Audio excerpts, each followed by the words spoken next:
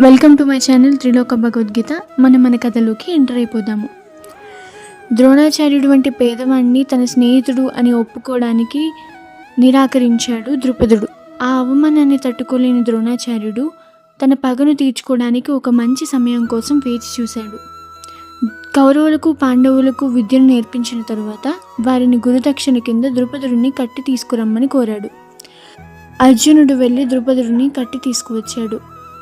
దాంతో ద్రోణాచార్యుడి పగ చల్లారింది. కానీ ద్రుపదుడి పగ పెరిగింది. ఆ అవమానాన్ని తట్టుకోలేని ద్రుపదుడు ద్రోణాచార్యుడిని చంపగలిగే సామర్థ్యం ఉన్న ఒక కొడుకు, అర్జునుడికి భార్య కలిగే గుణగణాలు ఉన్న ఒక కూతురు కావాలని యజ్ఞం చేశాడు. అందులో నుంచి వచ్చిన వారే ఈ దృష్టద్యుమ్నుడు, ద్రౌపది. ఇక్కడ దృష్టద్యుమ్నుడు అంటే ద్రోణాచార్యుని చంపడానికి పుట్టినవాడు.